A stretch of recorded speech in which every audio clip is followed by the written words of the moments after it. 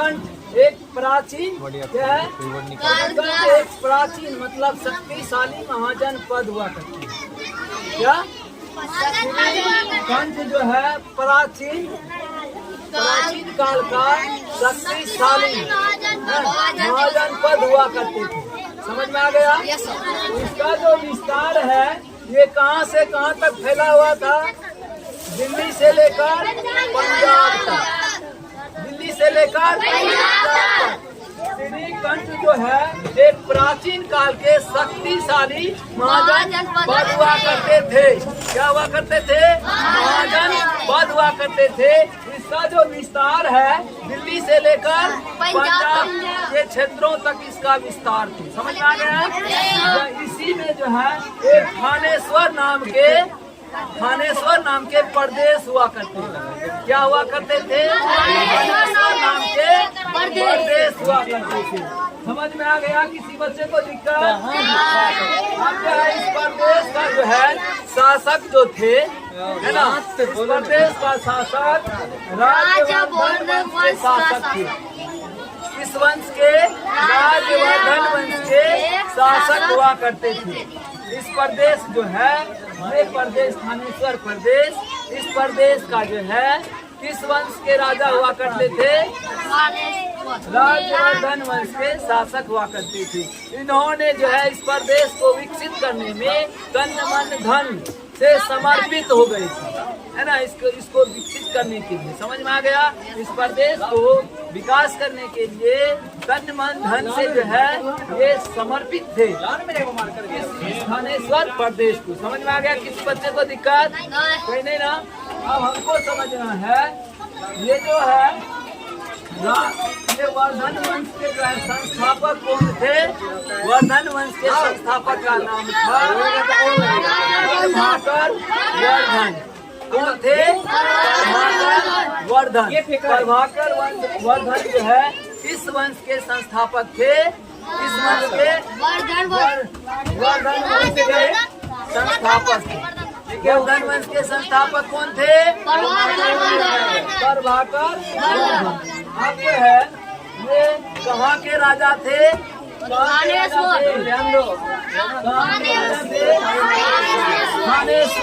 थानेश्वर के राजा कौन थे? प्रभाकर वर्धन। ये कहाँ के संस्थापक थे? किसके संस्थापक थे? किसके? वर्धन वंश के संस्थापक अगर नाम पूछा जाए तो वो कौन थे? प्रभाकर वर्धन। इनका जो शासन है कहाँ पर चलता था? थानेश्वर प्रदेश में। ये थानेश्वर प्रदेश के राजा हुआ करते। कौन थे? राजा। समझ में आया? इसको जो है 3 संतान थे। कितने संतान थे? 3। पहला संतान देखो, पहला राजवर्धन। ये जो है राजकुमार थे, कहने का मतलब इसका पुत्र थे। उसके बाद हर्षवर्धन भी इसका क्या थे? थे। ये भी राजकुमार ही थे उस राजा उस राज्य के। अब राजश्री जो थे ये उसकी पुत्री थी। उस राज्य के जो है थानेश्वर जो है थानेश्वर प्रदेश के थानेश्वर राज्य के ये राजकुमारी थी। समझ में आ गया? उस राजा की पुत्री थी। जिस राज्य का जो है बेटा होता है जो राजा का बेटा होता है, उस राज्य का राजा जो है उसका जो बेटा जो है उसको राजकुमार कहा। उस राज्य के राजाओं के बेटी को राजकुमारी कहा है। समझ में आ गया? अब जो है उसके पुत्री का नाम क्या थे? राजश्री। क्या थी? अब जो है जब इनका मृत्यु हो गया, इनका प्रभाकर वर्धन का जब मृत्यु हो गई तो कोई न कोई उस राज्य को चलाएगा। उस राज्य को चलाने के लिए एक योग्य शासक की बहुत ही वहाँ पे योगदान करना पड़ता है। योग्य शासक चुनना पड़ता है। जो योग्य होता है उन्हीं को राजा बनाया जाता है। लेकिन पहले समय काल में क्या होते थे? प्राचीन में क्या होते थे? राजा का बेटा ही राजा बनता है ना, और योग भी रहता था तब पर भी जो है वो बन जाता है ना, क्योंकि उसको उनका कहना था हमारे पिताजी राजा थे, हम भी राजा बनेंगे। वो मरता था उसके बेटा राजा बनेंगे। यही परंपरा चलती रहती। अभी भी बहुत ऐसे राज्य हैं जहाँ पे राज तंत्र है, वहाँ पे जो है राजा का बेटा ही राजा बनता है। इसमें दो तरह के समझ में आया? नाक का श्राप, तो जब इनकी मृत्यु हो गई तो ये जो राजवर्धन जो थे ये 1605 ईस्वी में थानेश्वर प्रदेश। आप जो देखो हर्षवर्धन का जो हर्षवर्धन जो था ये इसका दूसरा पुत्र जो है प्रभाकर वर्धन का दूसरा पुत्र जो है हर्षवर्धन, इन्होंने जो है विस्तार किया अपने राज्य क्या किया, फैलाया। बाकी हम ये जो बसतपुर गांव है, बसतपुर ठो में राज नहीं करेंगे। एक उदाहरण तो आप लोगों को कह रहे हैं, हम बसतपुर है, बसतपुर में राज करेंगे ही।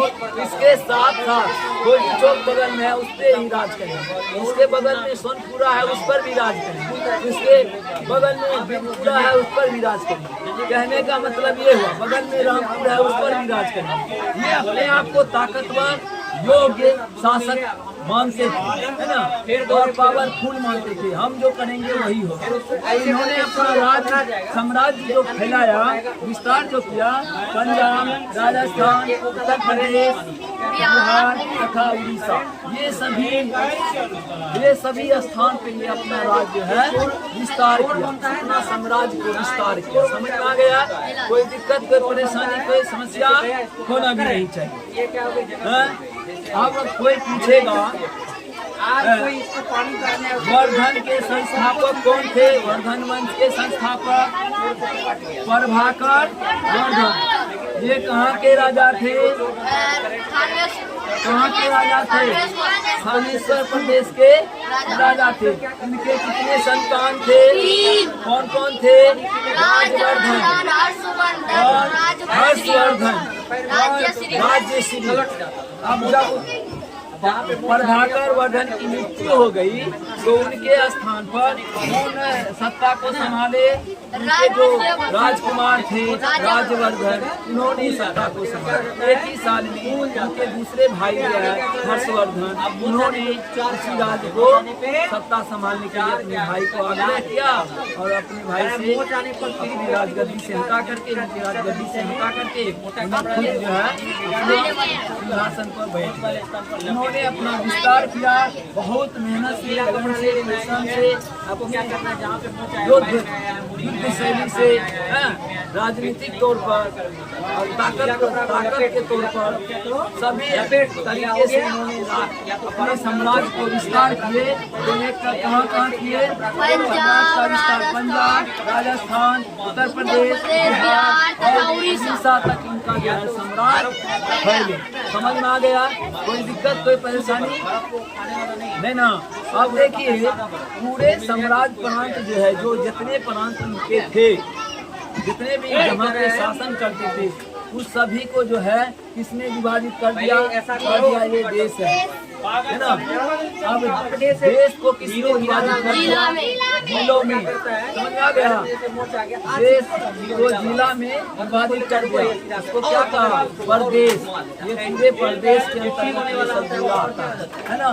इसका जो है जिला का जो सबसे पावरफुल जो है पद जो होता था, उसको संभालने वाला, उसको क्या कहते थे? आयुक्त। वो अधिकारी को कहते थे आयुक्त। जिला के जो है मालिक को क्या कहते थे? आयुक्त। अब प्रदेश के अधिकारी को क्या कहते थे? कुमार अमात्य। समझ में आ गया? कोई दिक्कत नहीं होना चाहिए। अब कहता है ये जो बातें, ये सभी जानकारी कहाँ से मिला है ना? तो हर्ष के दरबार में एक कवि थे वानभट्ट। तो ये हर्षचरित नाम के एक ग्रंथ था, उनकी संरचना किया। उसमें बताया गया जो है जो वर्धन वंश के जो राजा सब हुआ करते थे, उनका राज विस्तार जो हुआ करते थे, उनका शासन प्रशासन का जो प्रणाली थे इस प्रकार से थे। उन्होंने बहुत ही बेहतरीन से इस ग्रंथों में लिखे हैं वर्धन के वंशज के बारे में, हड्डी के शासन प्रशासन के बारे में, उस हड्डी उनके जो है उस समय काल के प्रजा के बारे में। और उस समय काल में वो जो राज का विस्तार किया, वे सभी के बारे में बहुत अच्छे से विस्तार रूप से उन्होंने जो है इस ग्रंथ में लिखे। इस ग्रंथ का नाम क्या है? हर्षचरित। हर्षचरित, जिसमें उन्होंने लिखा उसे ग्रंथ का नाम क्या है? हर्षचरित। अब एक चीनी यात्रा थे लोग का, हम काहे चुप बैठेंगे, वो जब लिख दिया तो भी लिख देंगे। उनको लिखने का दिमाग है, मेरे पास भी दिमाग है, हम भी जानते हैं बहुत कुछ, हम भी इसके बारे में लिखेंगे। उन्होंने भी जो है लिखने का प्रयास किया। उसका नाम था हैंसॉम। क्या नाम था? हैंसॉम। उन्होंने वृत्तांतों और अभिलेखों और सिक्कों के माध्यम से इन्होंने वर्धन वंश के साम्राज्य के बारे में, वर्धन वंश के बारे में विस्तार रूप से जो है इन्होंने जानकारी दी और लिख भी दिए अभिलेखों पर, वृत्तांतों पर, ये सारी बातों को ये पूर्ण रूप से लिख दी। तो ये सभी चीज को जब कुछ समय काल में के बाद जो है जब उनका राजपाट समाप्त हो गया, बहुत ऐसे राजा आए, राज किए और चले भी, है ना। तब हमारे देश में अंग्रेजों का भी गुलाम हुआ, है ना। अंग्रेज को चाइनीज से भी छुड़ाया गया, है ना। तो तब जाकर के हमारे देश स्वतंत्र जब हुआ, तो अब जो है सांसद का चुनाव होता है, विधायक का चुनाव होता है। विधायक का चुन करके एक मालिक जो बनाया जाता है वो मुख्यमंत्री के तौर पे बनाया जाता है। सांसद को चुनाव होता है लोकसभा और विधानसभा के चुनाव में, तो सांसद का चुन करके जब जिसपे बहुमत आता है ना, उसमें से एक जो है देश के जो है प्रधानमंत्री के रूप में इसी वजह से चुना जाता है, तब वो देश को चलाते हैं। समझ में आ गया?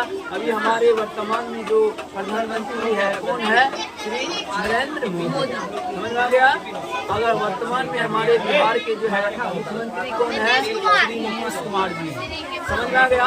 आप लोग को इस वर्धन वंश के बारे में अच्छे से जानकारी मिल गया, समझ में आ गया?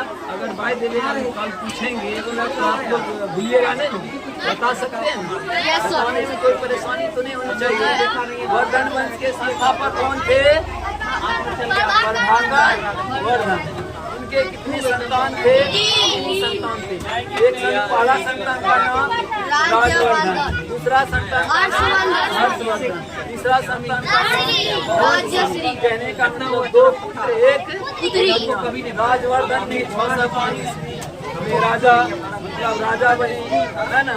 उसके बाद हर्षवर्धन ने जो है 606 ईस्वी में राजा बने। समझ में आया? उन्होंने अपने साम्राज्य को विस्तार बहुत अच्छे तरीके से किए, पंजाब तक अपना राज का विस्तार किया, राजस्थान, बिहार, उत्तर प्रदेश और उड़ीसा राज्यों में उनका जो है साम्राज्य का विस्तार समझ आ गया। कोई दिक्कत? अगर ये सभी बातों कहाँ से मिला तो कुछ जो है यहाँ पे दरबारी थे हर्षवर्धन के समय काल में, उसके दरबार में कवि थे, उसका नाम था मौन भट्ट। समझ में आ गया? तो ये हर्षचरित नाम के ग्रंथ लिखे, पुस्तक लिखे, उसमें जो है वर्धन वंश के बारे में अच्छे से समझाएं, बताएं और लिखे भी। और एक चीनी यात्री थे, जब वो लिख दिया तो हम भी लिखेंगे। क्या करना? तुम्हें लिखने का अंदर पावर है, हम भी लिखेंगे, क्यों नहीं लिखेंगे? तो उन्होंने भी जो है वृत्तांतों के द्वारा, अभिलेखों के द्वारा ये जानकारी देने का प्रयास। कोई दिक्कत आप लोग को? वर्धन वंश के बारे में अगर पूछा जाए, उनके संस्थापक कौन थे, उनके कितने संतान थे, आराम से बताया है ना। कोई दिक्कत? टूटे हुए हमको सारा